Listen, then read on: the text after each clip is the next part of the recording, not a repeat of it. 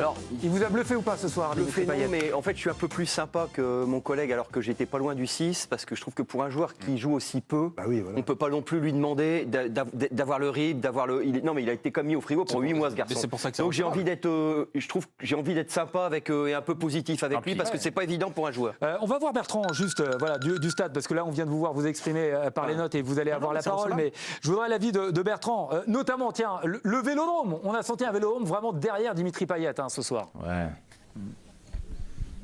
Oui, complètement. C'était déjà le cas, notamment lors du match face à Auxerre, de mémoire, où vraiment c'était face à Auxerre, son entrée en jeu avait été fêtée comme un but. C'était une acclamation. Je l'avais rarement vu pour l'entrée en jeu d'un joueur. On sait que c'est particulier pour lui sur la fin de saison, fin de carrière. Donc ce match, il était particulier. C'est bien qu'il puisse marquer, parce que c'est vrai que c'est un joueur, moi le premier d'ailleurs, je l'ai souvent critiqué, Dimitri Payet, parce qu'il n'a pas toujours été régulier. C'est un joueur avec tellement de talent que parfois il générait de la frustration chez nous. Mais bon, je pense que voilà, c'est des joueurs qu'on finira par regretter, parce que techniquement, il est au-dessus des autres. Et ce qu'il est encore capable de faire à 36 ans, son entame de match, c'est sensationnel, c'est peut-être un peu exagéré, mais bon, on a Marseille, je vais en profiter, mais elle est fabuleuse.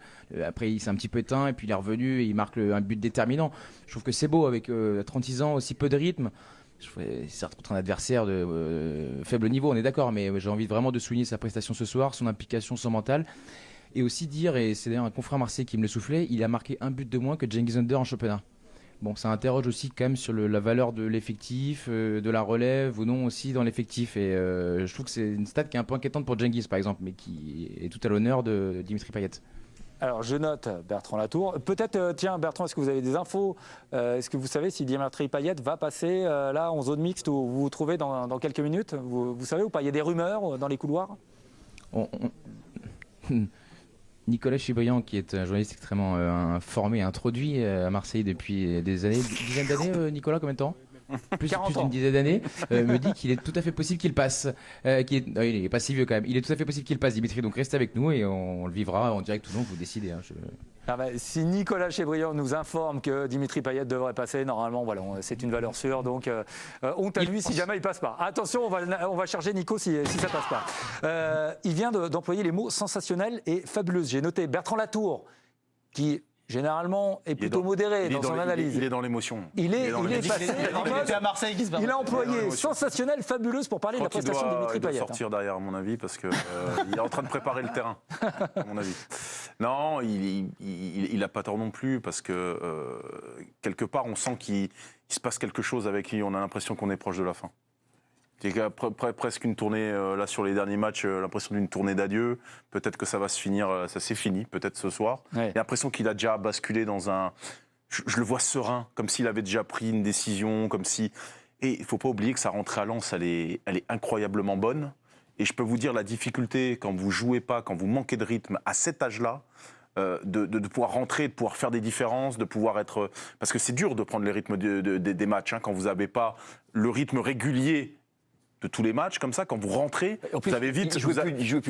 Non, mais en plus, au rythme où quand tu joues contre Lens, tu peux vite avoir le masque à oxygène au bout de 2 minutes. Il faut un coup de ventoline, quoi, tu vois, pour continuer. Et là, vous pensez qu'on a vu le dernier match de Dimitri Payet? Franchement, moi, je le ressens comme ça. Là, ce soir, on vient de voir le dernier match. J'ai l'impression que c'est comme ça, je le sens. Je le sens comme s'il était... il est au-dessus de quelque chose. Enfin, je sais pas. Je sens qu'il est, il est bien dans sa tête. Il est dans le sacrifice, alors qu'il vit une saison où il pourrait être, on l'a déjà vu, en conflit avec son entraîneur. Je joue pas assez. Machin. L'impression que ça y est, tout ça s'est évacué. Il est à fond pour le club. Il est à fond pour l'équipe. Il a qu'une idée en tête, c'est de faire bien pour les autres. Non, mais cette saison, pour le coup, humainement, il a été. Oui, il a été impeccable. Il a été d'une correction absolue. En tout cas, moi, je l'ai vu bien se comporter avec le. Il se met dans les situations pour re-signer un an. Le groupe. Non, mais franchement. Non, j'en sais rien, mais en tout cas, moi, son employeur, je pense pas qu'il puisse le reprocher grand-chose. Après, sur le truc, ce soir, il y a un peu les planètes qui sont alignées. C'est-à-dire qu'effectivement, on a la sensation qu'il peut prendre une suspension. Alors, je rappelle, ça sera mercredi, voilà. Et d'ailleurs, on en parlera dans l'équipe du soir, mercredi, donc on sera le 17 mai, on connaîtra la sanction pour Dimitri Payet. On connaîtra la sanction, de savoir après quand est-ce qu'elle prend effet. Bon, enfin, en tout cas, c'était possible que derrière, il ne joue plus. C'était Angers, avec évidemment le paramètre que tu sais que tu vas dominer, que le match ne va pas être à une énorme intensité. Donc c'est un match, on va dire, possible pour lui. Et je pense que le regard qu'on a tous, plus ou moins, moi j'ai mis 6, mais ça peut être 7, on s'en fiche, enfin, c'est pas ça, trop ça la question, mais c'est qu'il y a une espèce de truc, effectivement, un peu salut l'artiste.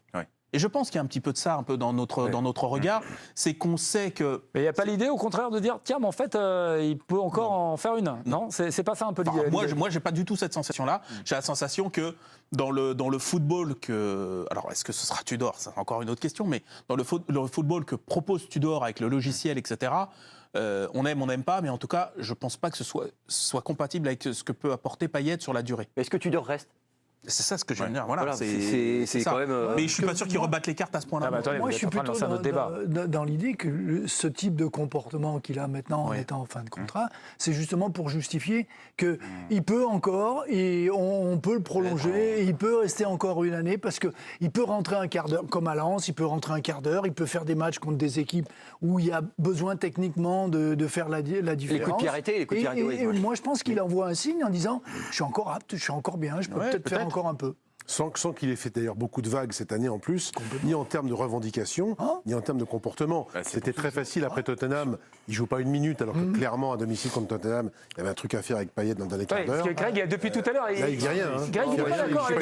Je suis persuadé. Enfin, je veux pas. J'ai pas plus. J'ai pas d'infos là-dessus. Mais on n'est pas naïf. Ils sont assis à table. Ils ont dealé un truc. Je sais pas quoi, mais c'est pas possible. Effectivement, il joue 0 minutes à Tottenham. C'est le match d'une vie pour lui. Il est excellent élève, il continue. Je suis sûr qu'il y a un deal. Oui, il y a quelque chose entre mais en eux. tout cas, le fait est qu'il y a rien qui est sorti. Entre la direction du club et lui, c'est-à-dire qu'ils lui ont dit écoute, tu mets les bases et tu t'y retrouveras d'une certaine manière. J'en suis certain, c'est pas possible. Quelle que soit la raison, en tout cas, il a respecté. Il y a quand même quelque chose de vacant et quelque chose à créer entre la place de l'entraîneur et le président et celui qui... On sent que celui qui est en dessous du président, il s'occupe principalement des transferts. Donc il y a un poste à créer là, qui est là, entre l'entraîneur et le président... pour justement inculquer ce qu'est l'esprit marseillais, les jeunes, faire le lien avec l'académie. Enfin, il y a plein de trucs comme ça. Moi, je le vois déjà dans un rôle de dirigeant depuis un certain temps. Lui a toujours été très... on lui prête ça depuis... Très ancré marseillais. Parce que les choses l'intéressent, oui, tout à fait. Bon. On va continuer à noter, mais juste avant les autres notes, dans quelques instants, je voudrais montrer une image parce que c'est une des informations de la soirée. Le Barça qui est champion, bien entendu, Tanguy. Voilà, on avait Naples il y a quelques jours. C'est au tour du Barça, cette fois c'est l'Espagne qui a son champion.